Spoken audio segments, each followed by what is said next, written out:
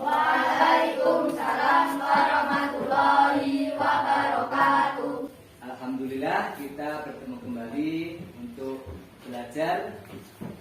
Pada bab ini kita belajar fikih bab ketiga. Ya, kemarin kita sudah belajar bab 1 dan 2 tentang makan halal dan makan haram. Kemudian yang kedua apa? Minuman halal dan minuman haram. Pada bab ketiga ini kita akan bahas masalah hewan-hewan yang halal maupun hewan yang haram dikonsumsi manusia. Adalah bab yang ketiga. Adapun tujuannya pertama adalah mengetahui ketentuan dari makanan hewan yang boleh dikonsumsi maupun hewan yang tidak boleh dikonsumsi oleh umat Islam sesuai dengan syariat agama Islam. Kemudian bisa membiasakan mengkonsumsi hewan-hewan yang halal dan menjauhi hewan-hewan yang diharamkan. Yang ketiga, ya, bisa membiasakan, ya. Jadi bisa membiasakan, kita membiasakan mengkonsumsi yang halal, ya, dan menjauhi yang haram.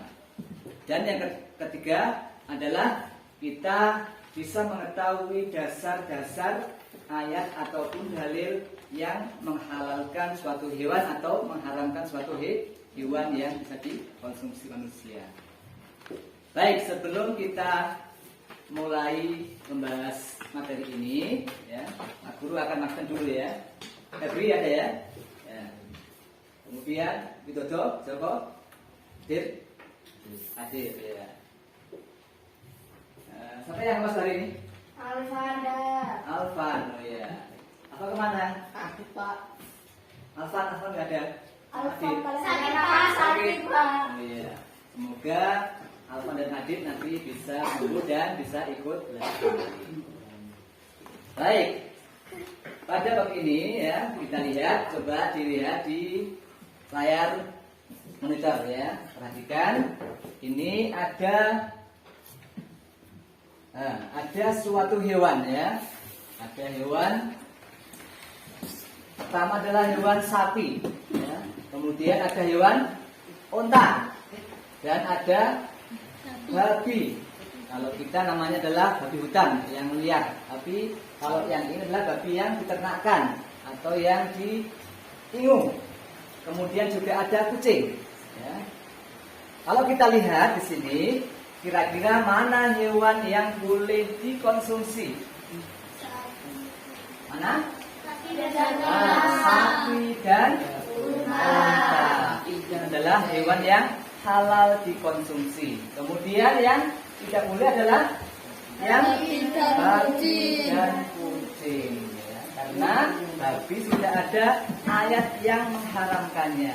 Ya. Adalah di ayat Al-Maidah ayat 1 ya, bahwa Allah mengharamkan untuk mengkonsumsi bangkai, kemudian darah, kemudian juga daging dari babi atau babi hutan atau babi yang diternakkan. Itu adalah binatang yang diharamkan atau benda-benda yang diharamkan untuk dikonsumsi oleh umat Islam. Baik, sekarang dilihat materi di buku masing-masing ya. Di situ ada materi dari binatang yang halal dan binatang yang haram. Silakan dibaca dulu yang tercermat, teliti, kemudian nanti ada sedikit pembahasan dan ada sedikit tugas untuk mengerjakan materi. Ya, nanti Pak Taufik akan memberikan materi tugas ya untuk dikerjakan masing-masing individu. Silakan, saya beri waktu 10 menit untuk membaca materi yang ada di Pak Taufik sudah berikan itu. Silakan dibaca secara teliti. Sudah paham semuanya materinya? Ya. Nah, jadi di situ ada macam-macam dari binatang yang halal. Yang pertama apa? Yang pertama adalah binatang ternak ya. Boleh sapi, boleh kambing, boleh onta, kiri-kiri dan yang lain-lain. Tapi kalau untuk yang ternak yang sudah ada yang diharamkan seperti babi itu tidak boleh konsumsi. Jadi babi itu ternak tapi tidak boleh dipakai karena sudah ada nas yang mengharamkannya. Kemudian selain ternak apa lagi? Binatang yang hidup di air. Nah, binatang yang hidup di air, koyoto ikan lele. Apalagi? Belut, ya. Apalagi? Nila, ya. Nah, kutuk, ya. Nah, kutuk juga bisa untuk dikonsumsi, ya. Untuk ikan. Jadi untuk macam-macam hewan yang hidup di air, ya. Kemudian untuk ikan ini ada pengecualian, ya. Ada yang khususnya untuk ikan ini, walaupun sudah mati itu bisa dikonsumsi, ya. Jadi kalau ikannya terpancing kemudian mati, ya, atau mungkin disetrum mati, itu boleh dikonsumsi, ya. Jadi tidak apa-apa, ya, itu boleh saja, ya. Tapi nanti kalau makan ya dimatikan dulu, ya, untuk setrum beleman. Nah, itu adalah untuk ikan. Yang selain ikan apa? Paus boleh, halal, ya. Dan semua ikan itu halal untuk dimakan, ya. Baik ikannya maupun bangkainya atau yang ikan sudah mati, penting belum sampai busuk atau sudah membersihkan. Membersihkan nanti menjadi haram karena biji, ya, tidak sehat untuk dikonsumsi. Kemudian selain ikan apa? Unggas. Apa unggas ini macam-macamnya?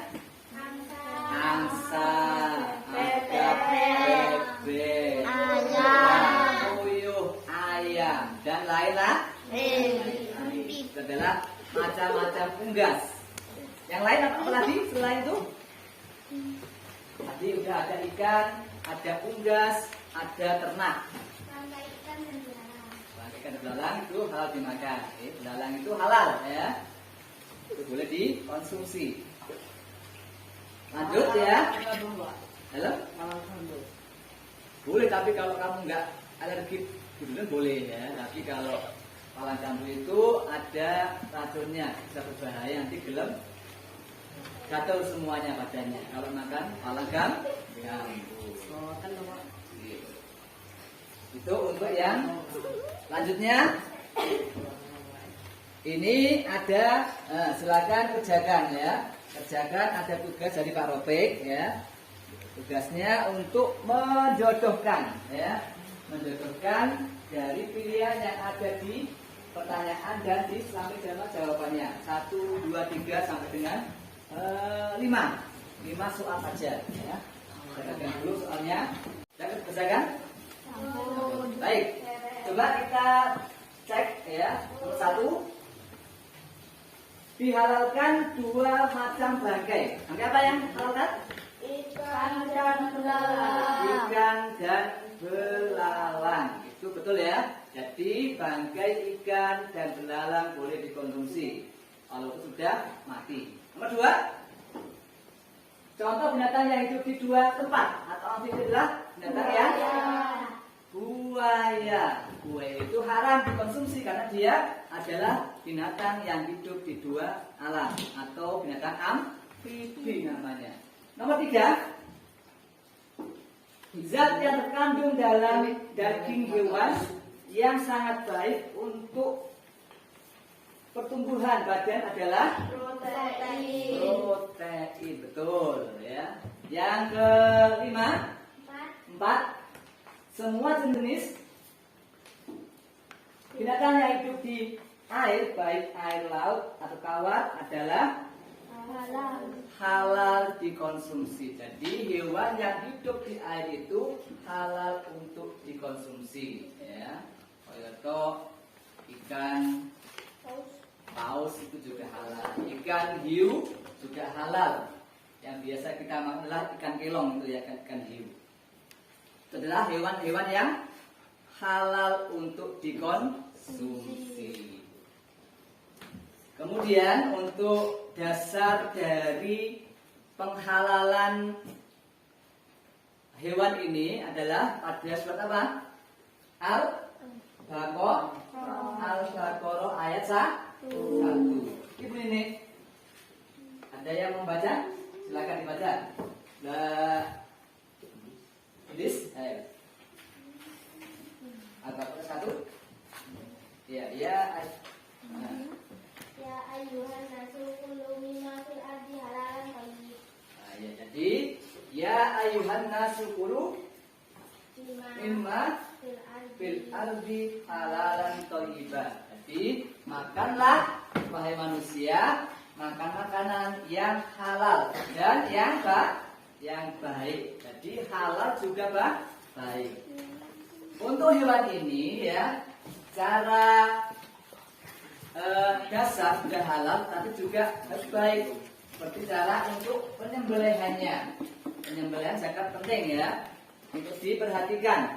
Jadi kalau kita menyembelih hewan itu ada namanya syarat dan rukun. Ya. Syaratnya adalah pertama apa? Orangnya harus orang Islam.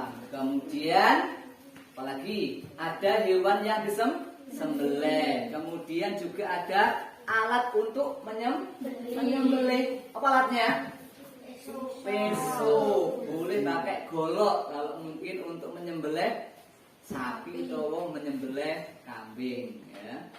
Kemudian juga membaca asma Allah, membaca bismillah. Kalau tidak membaca nama Allah maka menjadi haram untuk dikonsumsi. Sangat penting itu ya. Kemudian juga ada kaidah untuk menyembelih ya. Jadi harus tajam untuk pisaunya. Kemudian juga mempercepat penyembelihannya.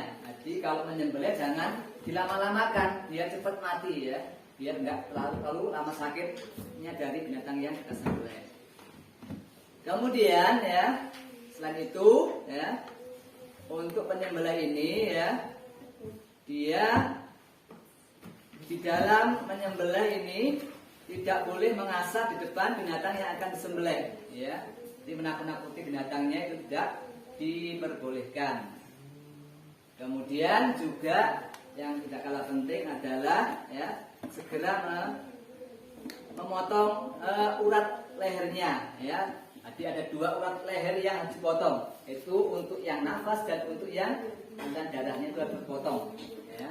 Dan tidak boleh memutuskan sampai putus untuk lehernya dari binatang yang kita sembelih. Dalam itu kurang baik ya. Jadi kalau menyembelih itu cuma cukup sampai putus untuk urat lehernya saja ya. Jadi untuk jalan nafasnya dan jalan untuk kerongkongnya, untuk bernafasnya itu yang perlu dipotong. Itu untuk cara menyembelih. Sekarang untuk binatang yang haram untuk dikonsumsi. Dilihat di materinya masing-masing ya. Ada ya, binatang yang haram dikonsumsi atau binatang yang haram. Baik, silakan dibaca bersama. Ya. Baik, sudah dipelajari untuk materi haram, binatang haram. Apa nggih? Baik, kita langsung bahas lagi untuk materi yang haram. Binatang yang haram ini ada bermacam-macam, ya. Apa saja macamnya? Pertama adalah bangkai. Jadi hewan yang sudah mati tanpa disembelih itu adalah bangkai. Maka itu adalah haram dikonsumsi. Kemudian darah. Jadi kalau menyembelih hewan kemudian darahnya diambil, itu darahnya haram untuk dikonsumsi. Ya. Apalagi kalau sudah jelas bentuknya haram, kayak babi, kemudian anjing itu jelas haram. Tapi kalau seperti sapi ya itu halal, tapi kalau darahnya haram untuk dikonsumsi. Jadi tidak boleh untuk mengkonsumsi darah binatang. Setelah darah apa?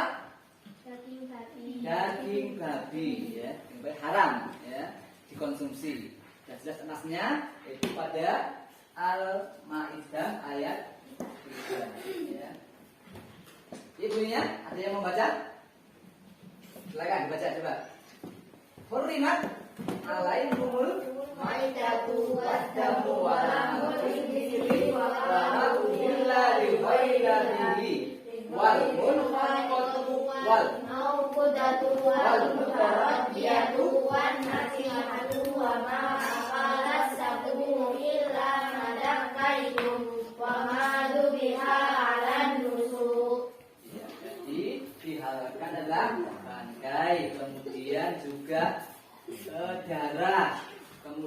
daging babi, juga binatang yang mati, tanduk, terjatuh, kemudian yang diterkam oleh binatang buas. Tetapi kalau punya anjing yang dilatih kemudian berburu, itu boleh itunya dimakan buruannya, ya. Diterkam oleh anjingnya kemudian diambil oleh si pemilik anjing tadi, itu boleh dikonsumsi untuk binatang buruannya. Kalau itu tidak diburu oleh anjing, itu boleh dikonsumsi. Asu haram jelas ya. Kenapa? Karena dia punya taring. Ya. Baik, itu untuk yang haram dikonsumsi menurut Al-Quran. Kemudian selain itu juga ada ditambah yang haram dimakan. Binatang yang disuruh untuk membunuhnya. Kayak apa? Ular, tikus, kalajengking, gila. Itu disuruh membunuhnya ya, karena berbahaya. Kalau jengking itu kalau liar nanti bisa nutup sikil ya, berbahaya. Ular juga berbahaya. Iya, itu berbahaya makanya ya. Maka disuruh membunuh dan tidak boleh dikonsumsi ya. Tikus tidak boleh dikonsumsi, ular tidak boleh dikonsumsi ya. Selain itu juga ada namanya binatang yang tidak boleh dibunuh. Kayak apa? Semut, ya. Burung hudhud dan burung sirati ya. Untuk semut ini adalah binatang yang istimewa ya. Ini ada di Al-Quran, namanya surat An-Naml, surat semut ya. Dulu ini pernah dikisahkan dari Nabi Sulaiman yang berteman dengan semut dan pasukan semut ya. Itu adalah An-Naml ya. Dan tidak boleh membunuhnya ya. Kalau selama tidak mengganggu maka dibunuh ya. Kalau membahayakan, kalau itu mengini weight, itu boleh disingkirkan ya, nggak apa-apa. Selain itu juga ada binatang apa yang harus dimakan? Binatang yang mempunyai taring, koyoto, harimau, singa, kucing ya, citat ya, atau tutul, itu haram dikonsumsi. Ada lagi binatang yang haram dikonsumsi selain itu? Nah, yang punya kuku tajam, ya itu juga haram dikonsumsi. Kayak elang, ya dia punya cakar untuk mencakar mangsanya, ya. Nah, burung hantu. Kalau ayam punya cakar apa enggak?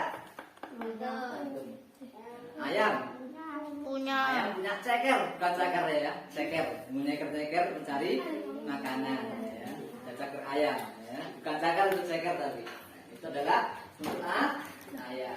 Ayam adalah halal untuk dikonsumsi. Itu ayam. Baik, itu adalah binatang yang haram dikonsumsi ya. Baik, untuk sekarang tugasnya kita gabung kelompok ya. Kita kelompok dua orang. Silakan dikerjakan, ada materi di belakang itu. Silakan dikerjakan per kelompok ya. Yang ini gabung dua-dua ya. Dua. Okay. Yang mana, Pak? Ya, yang belakang. Ini, Pak. Ya, kerjakan yang itu. Sudah kerjakan ya. Sekarang untuk kelompoknya silakan mengerjakan dan menjawab dari hasil pekerjaannya. Baik, kelompok satu kerjakan. Ini dulu ya. Akibat dari apa itu? Mengkonsumsi binatang yang haram. Akan menjauhkan diri dari rahmat Allah, tertolak doanya, mendorong untuk melakukan perbuatan negatif, dapat menyebabkan terjadinya penyakit. Ya, itu adalah akibat dari mengkonsumsi makanan atau hewan yang haram. Baik, sekarang yang nomor 2 kelompok sini. Silakan. Apa macam-macam dari hewan yang diharamkan? Saja. Pertama, bertaring, ya betul. Apalagi yang punya cakar atau kuku tajam, betul. Ada lagi tambahan? Yang kelompok yang lain nambahin? Yang diperintahkan untuk membunuhnya. Yang diperintahkan membunuhnya. Yang diharamkan untuk membunuhnya. Ya, yang diharamkan untuk membunuhnya. Itu adalah binatang yang tidak boleh dikonsumsi atau diharamkan untuk dimakan. Baik, untuk hari ini Pak Guru rasa sudah cukup jelas untuk materi yang kita bahas tentang masalah binatang yang halal dan binatang yang haram. Untuk anak-anak, tolong yang selektif atau yang hati-hati di dalam mengkonsumsi makanan ini ya, karena ini makanan ini sangat berpengaruh selain kepada jiwa juga pada rohani kita. Ya, jadi ini selain mempengaruhi badan kita, juga akan membentuk kepribadian kita. Ya, kalau kita mengkonsumsi yang halal maka nanti akan kita mudah mendapatkan pengetahuan, ya, dan juga akan sayang Allah kalau kita mengkonsumsi yang halal dan menjauhi yang haram. Tapi kalau kita mengkonsumsi yang haram itu berbahaya karena banyak mengandung penyakit, ya. Juga nanti tidak akan dikabulkan doanya. Kalau kita berdoa, kalau kita mengkonsumsi yang haram, maka kita akan tertolak. Ya, itu adalah akibat mengkonsumsi yang haram. Baik, untuk mengakhiri pelajaran kali ini, maka kita tutup dengan doa akhir pelajaran. Mari kita doa bersama-sama. Bismillahirrahmanirrahim. Allahumma arinal haqqa haqqan warzuqna ittiba'ahu wa arinal batila batila warzuqna ijtinabah. Amin ya rabbal alamin. Tolong di rumah belajar yang rajin lagi ya. Saya assalamualaikum warahmatullahi wabarakatuh. Waalaikumsalam warahmatullahi wabarakatuh.